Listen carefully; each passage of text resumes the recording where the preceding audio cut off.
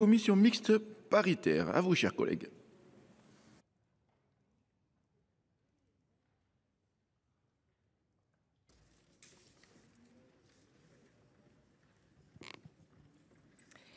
Monsieur le Président, Madame la Ministre, Messieurs les rapporteurs, mes très chers collègues, ce fut long, très long et aussi très compliqué, mais c'est fait.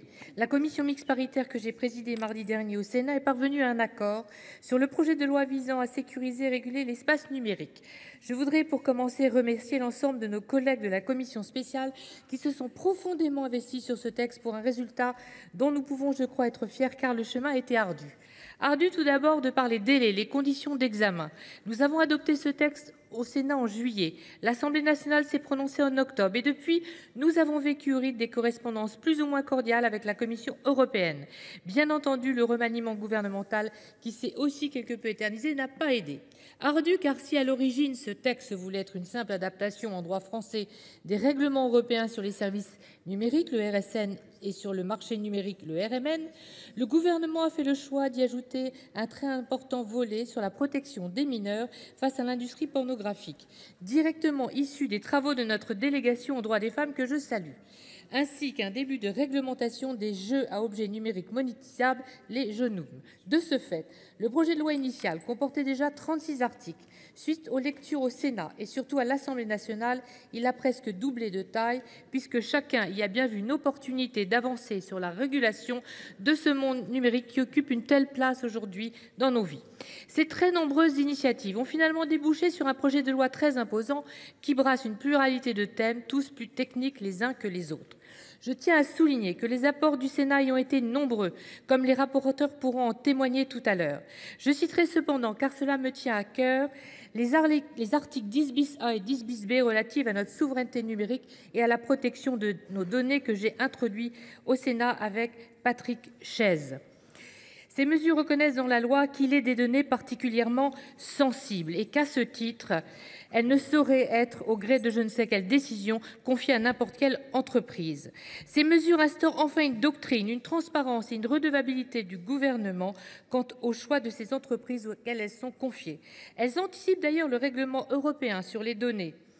Et bien sûr, nous donnent des armes pour combattre une fois plus les abus de position dominante d'acteurs extra-européens et permettent, je l'espère, d'encourager le développement d'une industrie européenne de l'informatique en nuage très prometteuse. Je rappelle que depuis 2020, chers collègues, nous interpellons le gouvernement sur la gestion notamment des données de santé des Français. Malgré les lois extraterritoriales et un accord de transfert des données des Européens vers les États-Unis peu protecteur, la migration depuis Microsoft vers des solutions souveraines tarde à venir.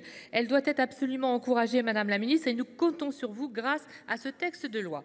Je salue également un début d'encadrement des JONUM dans ce texte. Nous revenons de loin, cher Patrick Chaize, car le projet initial du gouvernement prévoyait une simple ordonnance, contre aujourd'hui un texte de plus de 13 pages à notre projet de loi. Je citerai également les très importantes dispositions adoptées au Sénat à l'initiative de Loïc Hervé pour assurer une sanction plus rapide et efficace des propos odieux tenus en ligne par le biais d'une amende forfaitaire délictuelle. Maintenant, j'en viens aux défis qui sont nombreux devant nous. Il y en a 3. Le premier, d'ordre méthodologique.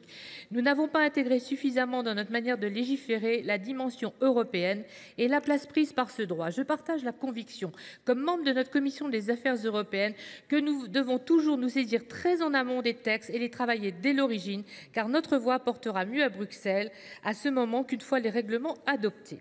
Le second défi est celui de la mise en œuvre concrète des dispositions de ce projet de loi et des moyens qui y seront consacrés, notamment à nos autorités de régulation qui se voient confier beaucoup de missions. Enfin, dernier défi, l'Europe s'est dotée en avance sur le reste du monde, il faut bien le reconnaître, d'une véritable régulation du numérique, même si celle-ci demeure peut-être imparfaite, et je fais partie de ceux qui trouvent qu'on aurait pu aller plus loin. Elle est le fruit d'un compromis, et le compromis est toujours par nature frustrant. C'est la raison pour laquelle, d'ores et déjà, il nous faut envisager l'étape suivante, avec les nombreux textes qui arrivent. Je pense aux textes sur l'intelligence artificielle, je pense aux directives aussi sur la cybersécurité.